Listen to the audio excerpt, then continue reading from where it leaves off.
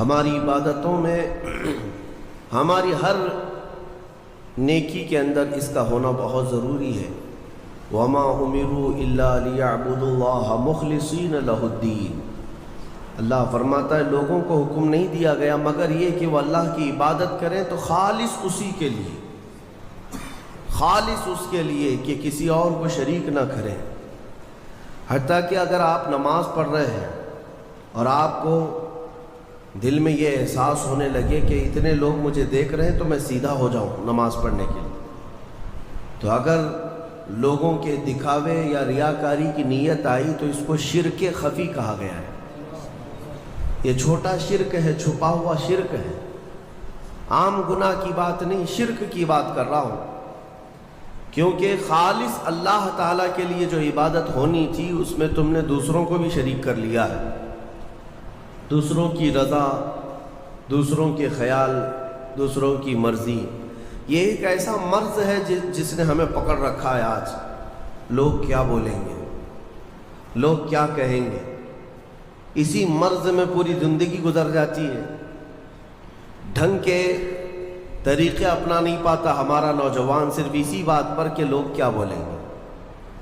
ٹوپی پہننے میں شرم آتی ہے کہ لوگ کیا بولیں گے، داڑھی رکھنے میں شرم آتی ہے لوگ کیا بولیں گے۔ لوگ کچھ نہیں بولیں گے، جب تم مرو گے تو صرف انا للہ بولیں گے اور کچھ نہیں، انا للہ و انا الیہ راجعون، اس کے علاوہ کیا کہیں گے آپ کے مرنے کے وقت۔ میرے عزیزو، لوگوں کے احوال اور ان کے قوائف الگ الگ ہیں، تم اگر لوگوں کے لیے جیتے رہو گے تو کبھی قرار و سکون نہیں آ سکتا۔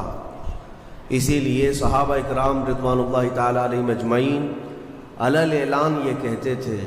حضرت خبیب ابن عدی جب پھانسی پر چڑھائے گئے، سولی دی جا رہی تھی اور انہیں مکہ والے پتھر مار رہے تھے، تب انہوں نے اعلاناً یہ کہا تھا کہ مجھے اس بات کی پرواہ نہیں کہ لوگ مجھے کیا کیا گالیاں دے رہے ہیں، مجھے اس بات کی پرواہ نہیں کہ تم میرے ہاتھ کاٹ رہے ہو، ناک کاٹ رہے ہو، کان کاٹ رہے ہو اور گلا کاٹنے والے ہو، مجھے اس بات کی پرواہ نہیں، لیکن مجھے اس بات پر فخر ہے کہ میں مر رہا ہوں تو اللہ کی رضا میں مر رہا ہوں۔ میں اگر دنیا سے جا رہا ہوں تو حالت اسلام میں جا رہا ہوں، اس بات کا مجھے فخر ہے۔ عزیزان گرامی وقار، اسی بات کی آج ضرورت ہے کہ آپ کیا پہن رہے ہیں، کیا کھا رہے ہیں، کس طرح چل رہے ہیں، کس طرح بیٹھ رہے ہیں، یہ لوگوں کے لیے نہیں ہے۔ ہماری زندگی کے طور طریقے جو کچھ بھی ہونے چاہیے وہ اللہ اور اس کے رسول کے لیے۔ ایک حدیث میں آپ کو بتاتا ہوں جس کا آخری والا حصہ گفتگو کا اصل مقصد ہے۔ ایک بار رسول پاک صلی اللہ تعالیٰ علیہ وسلم مجلس میں بیٹھے ہیں صحابہ کے، ایک اجنبی شخص آیا، مجلس میں آیا، آ کر کے سیدھے حضور پاک صلی اللہ علیہ وسلم کے قریب بیٹھ گیا، اتنا قریب کہ اپنے گھٹنے حضور کے گھٹنے سے لگا لیا، قریب سے قریب ہو کر بیٹھا۔ صحابہ کرام اور بھی مجلس میں تھے، سب دیکھ رہے تھے، اور وہ اجنبی جو شخص آیا تھا اس کو کوئی بھی پہچانتا نہیں تھا۔ اس نے آتے ہی سوالات کرنا شروع کیا۔ سب سے پہلے اس نے پوچھا مل ایمان، ایمان کسے کہتے ہیں؟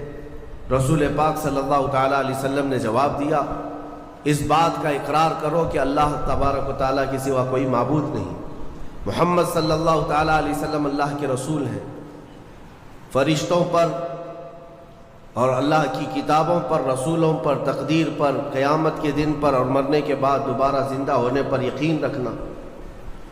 اس اجنبی شخص نے پوچھا مل اسلام، پھر اسلام کیا ہے؟ حضور پاک صلی اللہ علیہ وسلم نے اس کا بھی جواب دیا، اللہ کی وحدانیت اور محمد صلی اللہ علیہ وسلم کی رسالت کا اقرار کرنا، نماز پڑھنا، روزے رکھنا رمضان کے، زکوٰۃ دینا مالک نصاب کو، اور حج کرنا صاحب استطاعت کو، یہ اسلام ہے۔ 2 سوالات ہو گئے۔ تیسری مرتبہ اس نے سوال کیا مل احسان، احسان کیا چیز ہے؟ احسان نیکی کو کہتے ہیں۔ احسان یہی پورا تصوف ہے جس کو لے کر آج صوفیہ اکرام چلتے ہیں۔ اس نے پوچھا احسان کسے کہتے ہیں؟ اب جواب میں میرے آقا صلی اللہ علیہ وسلم نے 2 جملے ارشاد فرمائے، وہ ہماری پوری زندگی کو گھیرے ہوئے ہیں۔ کیا فرماتے ہیں؟ ان تعبد اللہ کأنک تراہ وإن لم تکن تراہ فإنہ یراک۔ رسول پاک صلی اللہ علیہ وسلم فرماتے ہیں احسان کا مطلب یہ ہے کہ تم اللہ کی عبادت ایسے کرو جیسے تم اسے دیکھ رہے ہو۔ عبادت، نماز کی بات نہیں، عبادت میں سب چیزیں آ جاتی ہیں۔ روزہ بھی عبادت ہے، زکوٰۃ بھی عبادت ہے، حج بھی عبادت ہے، خیرات بھی عبادت ہے، نماز بھی اس کا ایک حصہ ہے۔ اور رسول پاک نے فرمایا یہ ساری عبادت ایسے کرو جیسے تم اللہ کو دیکھ رہے ہو، اور اگر تمہاری یہ کیفیت نہیں آ پاتی تو ایسی عبادت کرو کہ اللہ تمہیں دیکھ رہا، یہ خیال تو آ جائے کہ اللہ تمہیں دیکھ رہا۔ اب وہ شخص جو سوالات کر رہا تھا اس نے ساری چیزوں کو کہا صدقت، ہاں آپ بالکل سچ کہہ رہے ہیں، سچ کہہ رہے ہیں۔ حضرت عمر فاروق فرماتے ہیں یہ کون اجنبی ہے، خود سوال بھی کرتا ہے اور خود تصدیق بھی کرتا ہے۔ جواب ملنے کے بعد کہتا ہاں بالکل آپ نے صحیح کہا۔ اخیر میں اس نے کہا متی الساعۃ یا رسول اللہ صلی اللہ علیہ وسلم، قیامت کب آئے گی؟ اس کے جواب میں رسول کریم صلی اللہ تعالیٰ علیہ وسلم نے مخفی انداز میں ارشاد فرمایا جتنا پوچھنے والے کو معلوم ہے اتنا ہی پوچھے جانے والے کو بھی۔ ہاں یہ اور بات ہے کہ میں اس کی علامتیں تمہیں بتا دیتا ہوں۔ پھر فرمایا جب تم دیکھو گے کہ عورت اپنا سردار جننے لگ جائے، مطلب یہ ہے کہ ماں باپ پر لو بچے حکومت کرنے لگ جائیں، اور ننگے پیر چلنے والے نیچ ذات کے لوگ بڑی بڑی بلڈنگوں میں فخر کرنے لگ جائیں، بڑی بڑی عمارتوں پر فخر کرنے لگ جائیں، حکومتیں اور کرسیاں ان کے ہاتھوں میں آ جائیں، اور پھر جب تم دیکھو کہ گانے باجے کی کثرت ہو جائے، یہ دوسری احادیث کا مفہوم بھی اس میں آپ کے ساتھ رکھ رہا ہوں، زنا عام ہو جائے، تب تم انتظار کرو کہ قیامت بہت قریب آ چکی۔ میرے عزیزوں، حضرت عمر فاروق رضی اللہ تعالیٰ عنہ فرماتے ہم سب سن رہے تھے اور وہ اجنبی آیا اور سوالات کیا اور چلا گیا۔ حضرت عمر کہتے ہیں میں فوراً مجلس سے اٹھ کر باہر گیا کہ اس کو پکڑ کر کے پوچھوں کہ اتنے اہم سوالات کہاں سے لایا تھا، لیکن رسول پاک صلی اللہ علیہ وسلم نے مجھے بلایا، ادھر آؤ عمر۔ وہ کوئی مسافر نہیں تھا، وہ جبرائیل امین تھے جو تمہارا دین سکھانے آئے تھے۔ اتاکم جبرائیل یعلمکم دینکم، وہ تمہارا دین سکھانے تمہیں آئے تھے۔ بہرحال یہ حدیث جبرائیل اس کو کہتے ہیں۔ اس میں جو لفظ آیا ہے کہ تم اللہ کی عبادت ایسے کرو جیسے تم اسے دیکھ رہے ہو، یہ ہماری پوری زندگی کا حصہ ہونا چاہیے، پوری زندگی کا حصہ۔ اسی لیے میرے آقا صلی اللہ تعالیٰ علیہ وسلم سے سوال کیا گیا تھا، صحابہ نے پوچھا دنیا کی طاقتور چیزوں میں بڑی طاقت والی چیز کون سی ہے؟ ترتیب وار حضور اکرم صلی اللہ تعالیٰ علیہ وسلم نے ارشاد فرمایا لوہا ہے، لوہا بہت مضبوط چیز ہے۔ صحابی نے پوچھا کیا اس سے بھی زیادہ طاقتور کوئی چیز ہے؟ کہا ہاں اس سے بھی زیادہ اگر طاقت آگ میں ہے، کیونکہ آگ لوہے کو پگھلا دیتی۔ پوچھنے والے نے کہا کیا آگ سے بھی زیادہ طاقت کسی میں ہے؟ حضور نے فرمایا ہاں پانی میں ہے، پانی آگ کو بھی بجھا دیتا ہے، پانی کی طاقت بہت زیادہ ہے، سونامی پانی ہی سے تو آتا ہے۔ اور اس کے بعد پھر پوچھنے والے نے کہا کیا پانی سے بھی زیادہ طاقت کسی کی ہے؟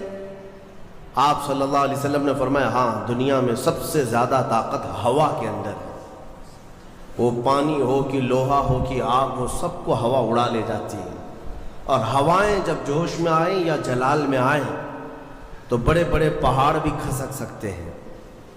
ہواؤں کی طاقت کا اندازہ تم نہیں لگا سکتے، گھروں کی چھتیں اکھاڑ لیں گی اور لوگوں کو تہس نہس کر دیں گی ہوائیں اگر جلال میں آئیں۔ تو پھر پوچھنے والے نے پوچھا کیا اس سے بھی زیادہ طاقت کسی کے اندر ہے؟ حضور پاک صلی اللہ علیہ وسلم نے فرمایا ہاں ایک چیز میں ہے اور اس سے زیادہ پھر کسی کی چیز میں نہیں۔ پوچھا وہ کیا ہے؟ میرے آقا صلی اللہ علیہ وسلم فرماتے ہیں اس ہاتھ میں ہوا سے زیادہ طاقت ہے جو اللہ کی راہ میں عطا کیا تو دوسرے ہاتھ کو خبر نہ ہو۔ یہ اخلاص والا ہاتھ، اخلاص والا ہاتھ کہ اسے خود خبر نہ ہوئی ہو کہ اس نے اللہ کی راہ میں دیا ہے تو کتنا دیا، کیسے دیا۔ میرے عزیزوں یہ اس کو اخلاص کہتے ہیں، یہ خالص اللہ کے لیے دیا، خالص اللہ کے لیے دیا، اس کی طاقت بہت زیادہ ہے۔ اب آپ کو میں وہ نکتہ بھی سمجھا دوں، اولیاء اکرام کی کرامتیں سنتے رہتے ہیں، میاں وہ کیا کھا کر کے اتنی طاقت بنائے تھے۔ غوث پاک رضی اللہ تعالیٰ عنہ بغداد میں بیٹھے ہوں اور دریا میں اگر سیلاب یا طوفان آ جائے اور کشتی بھنور میں پھنسنے لگے تو کئی واقعات ہیں کہ کشتی میں بیٹھے ہوئے مسافروں نے دیکھا کہ غوث پاک تشریف لائے، ان کی کشتی کو سل لیا، سنبھالا۔ جن کشتیوں میں پھٹن تھی یا پانی آ رہا تھا، یہ طاقت کیسے، یہ تصرف کیسے ان کے پاس حاصل ہوا؟ کوئی کھانا پانی ایسا ہے دنیا میں جس کو کھانے کے بعد اتنی بڑی طاقت مل جاتی ہے؟ میرے عزیزو یہ اولیاء کاملین کے پاس جو بھی طاقت تھی وہ اخلاص کی طاقت تھی، وہ جو عمل کرتے تھے وہ خالص اللہ کے لیے کرتے تھے، خالص اللہ کے لیے، اور وہ اپنے آپ کو تک فنا کر چکے ہوتے اللہ رب العزت کی بارگاہ میں۔ اسی لیے میرے عزیزوں ان طاقتوں کے سامنے دنیا کی کوئی طاقت ٹک نہیں پاتی، اخلاص کی طاقت۔ آج تم کر کے تو دیکھو، اللہ رب العزت کی بارگاہ میں اگر مخلص ہو گئے تو شیطان جو چیلنج کر کے آیا تھا اللہ کی بارگاہ میں، لَأَقْعُدَنَّ لَهُمْ صِرَاطَكَ الْمُسْتَقِيمَ، مولا میں تیرے سیدھے راستے پر بیٹھ جاؤں گا، جو بھی تیرے سیدھے راستے سے گزرے گا میں اس کو بہکاؤں گا، کبھی دائیں جانب سے، کبھی بائیں جانب سے، کبھی آگے سے، کبھی پیچھے سے۔ قرآن کی آیت میں بتا رہا ہوں آپ کو، 8ویں پارے میں اللہ نے فرمایا، شیطان یہ چیلنج کیا اللہ سے، قیامت تک تو مجھے مہلت دے دے، میں تیرے بندوں کو بہکاؤں گا۔ اور پھر اللہ تبارک و تعالیٰ سے وہ کہتا ہے کہ ان سب کو سیدھے راستے سے میں ہٹاؤں گا، لیکن شیطان نے آخر میں ایک جملہ یہ بھی کہا، مولا یہ جتنے بھی سیدھے راستے پر چلیں گے ان کو بہکا تو دوں گا، الا عبادک منہم المخلصین، مگر تیرے وہ بندے جو اخلاص کے ساتھ تیری عبادت کرتے ان پر میرا داؤ نہیں چل سکے گا، میں انہیں نہیں بہکا سکوں گا۔ اب اندازہ کرو کہ شیطان جس کے پاس ساری طاقتیں آ جاتی ہیں باطل طریقے سے وقتی طور پر، وہ عاجز آ گیا تو پھر دنیا کی یہ چھوٹی موٹی طاقتیں تمہارا کیا بگاڑ لیں گی؟ اگر اخلاص تمہارے اندر آ جائے، خلوص کی دولت آ جائے، دنیا میں جو کچھ بھی کر رہے ہو سب دکھاوے کے لیے نہیں ہے، کچھ عبادتیں ایسی ہیں جو تمہارے ساتھ راز رہے تمہارے اور تمہارے پروردگار کے بیچ۔ ہر بات کی تشہیر کرنا ضروری نہیں ہوتا کہ لوگوں کی مدد آپ نے کیا تو پیپر میں چھاپ دیا، اور آپ کوئی نیکی کر رہے ہیں تو ضروری نہیں ہوتا کہ ہر چیز کی تشہیر کی جائے۔ ہاں کچھ چیزوں میں حکمت اور مصلحت ہو سکتی ہے کہ لوگوں کو نیکی کی طرف بلانے کے لیے اعلان کیا گیا ہو، لیکن ہر چیز میں نہیں۔ عزیزان گرامی وقار، اخلاص جب کسی کے پاس ہو تو ایک اور حدیث میں آپ کو بتا دوں، بندے جو عبادت کرتے ہیں یہاں پر دنیا میں بھی، سب کا کچھ نہ کچھ ایک غرض ہے، کچھ نہ کچھ ایک مقصد ہے۔ آپ نماز کے لیے آئے ہیں یا نیکیاں کر رہے ہیں یا گناہوں سے بچ رہے ہیں تو کوئی تو غرض ہوگی، حدوں میں سے ایک چیز ہوگی، جہنم کا خوف ہوگا، اللہ کے عذابات سے ڈر لگتا ہوگا، اس لیے نماز پڑھ لیتے ہیں، پوری اپنی صحیح کر لیتے ہیں، یا تو پھر جنت کی نعمتوں کا شوق ہوگا کہ جنت میں جانا ہے، صحابہ تابعین اولیاء کاملین کے پڑوس میں رہنا ہے، یا تو شوق ہے یا تو ڈر ہے، اور یہ دونوں چیزیں بندے کو عبادت کرواتی ہیں۔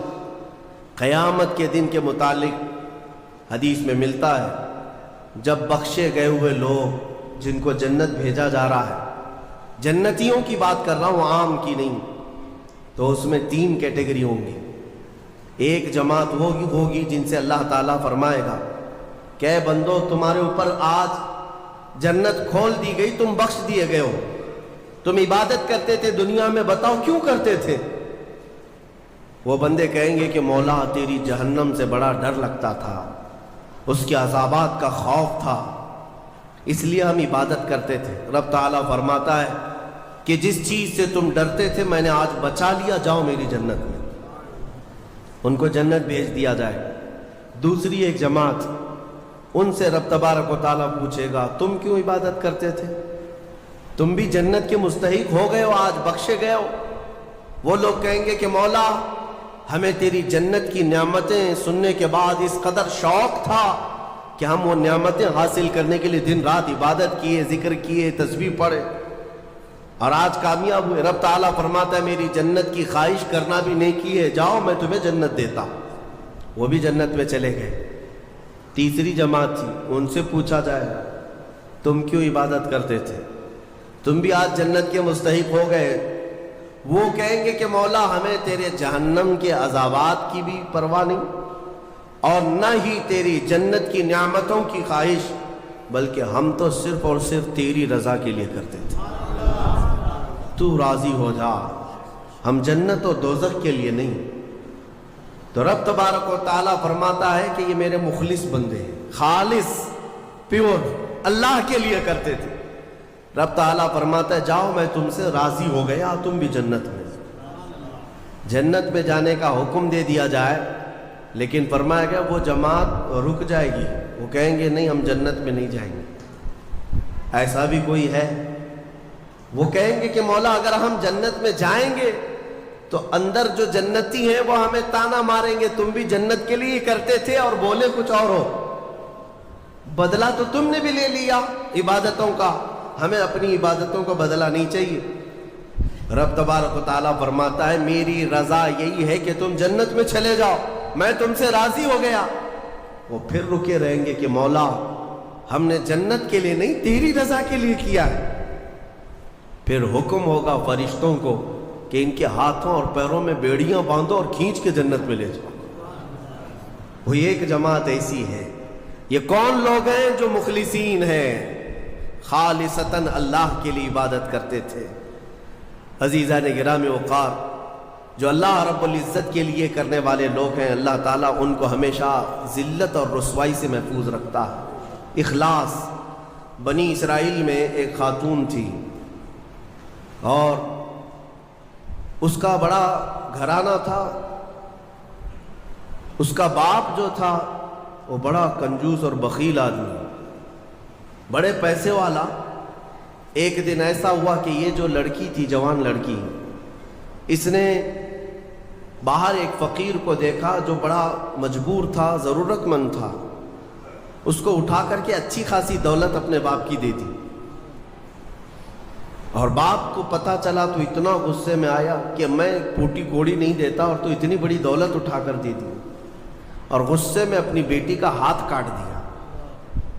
اس کا ہاتھ کٹ گیا، غصے میں تھا باپ، بخیل تھا، ہاتھ کاٹ دیا۔ بہرحال کٹے ہوئے ہاتھ کے ساتھ وہ رہنے لگی۔ تھی اللہ رب العزت کی رضا چاہنے والی۔ کئی دن تک اسی طرح گزر گئے۔ اب باپ بڑے پیسے والا تھا اس زمانے میں، وہ ہاتھ چھپا کر کے رہی۔ پھر اس کا رشتہ آیا ایک بہت بڑے خاندان سے، اور بڑے خاندان کا جو شہزادہ تھا اس نے پسند کر لیا۔ شادی کی ڈیٹ قریب آئی، ان لوگوں نے ہاتھ نہیں دیکھا، بس چہرہ اور باقی ساری چیزیں دیکھی، اور انہوں نے بھی چھپا رکھا کہ ہاتھ نہیں ہے۔ کٹے ہوئے ہاتھ کے ساتھ کون شادی کرے گا؟ بہرحال شادی ہو گئی۔ شادی ہونے کے بعد وہ گھر رخصت ہو گئی، اپنے نئے دولہے کے ساتھ وہ اپنے گھر پر بیٹھی ہے دسترخوان پر۔ وہ بائیں ہاتھ سے کھایا کرتی تھی، ایک ہاتھ تو کٹا ہوا تھا، چھپا کر کے رکھتی تھی۔ دسترخوان پر جب بیٹھی، اس کا نیا دولہا ہے، اس کے گھر والے، کھانے کے وقت اب ہاتھ نکالنے کی باری آ گئی۔ وہ بائیں ہاتھ سے کھا رہی تھی تو اس کے شوہر نے کہا کہ کیا سیدھے ہاتھ سے نہیں کھا سکتی؟ سیدھے ہاتھ سے کیوں نہیں کھا سکتی؟ اب اس کے رشتے کے ٹوٹنے کا وقت آ گیا تھا۔ اگر پتہ چلے تو دھوکہ کیا ہے، کٹے ہوئے ہاتھ کے ساتھ ہمارے ساتھ نکاح ہوا ہے۔ اس کے آنکھوں میں آنسو آئے، وہ ہاتھ اپنے کپڑے کے اندر ہی چھپائی رہی۔ اچانک اسے غیب سے ایک آواز آئی، اے میری بندی ہاتھ نکال۔ اس نے اپنے دوپٹے کے اندر سے ہاتھ نکالا تو سیدھا ہاتھ پورا صحیح سلامت تھا۔ پھر وہ زمانہ موسیٰ علیہ السلام کا تھا، ان کی بارگاہ میں حاضری دے کر اس نے اپنا یہ واقعہ سنایا۔ سیدنا موسیٰ کلیم اللہ فرمانے لگے مولا نے مجھے یہ وحی دے کر بھیجا اور ارشاد فرمایا کہ اے موسیٰ ہم اس ہاتھ کو شرمندہ نہیں ہونے دینا چاہتے جو ہاتھ میری بارگاہ میں اخلاص سے اٹھا ہو۔ میرے عزیزو یہ اخلاص کی دولت ہے، جو خالصتاً اللہ کے لیے کچھ کیا ہو مولا اسے کبھی ذلیل نہیں ہونے دے گا، اسے بے عزت نہیں ہونے دے گا۔ اسی لیے کچھ کام ایسے کر جاؤ جو خالصتاً اللہ کے لیے ہو۔ رب تبارک و تعالیٰ کے لیے اب تک کیا کیا ہے اس کا بھی آپ کے پاس کچھ تو ہونا چاہیے۔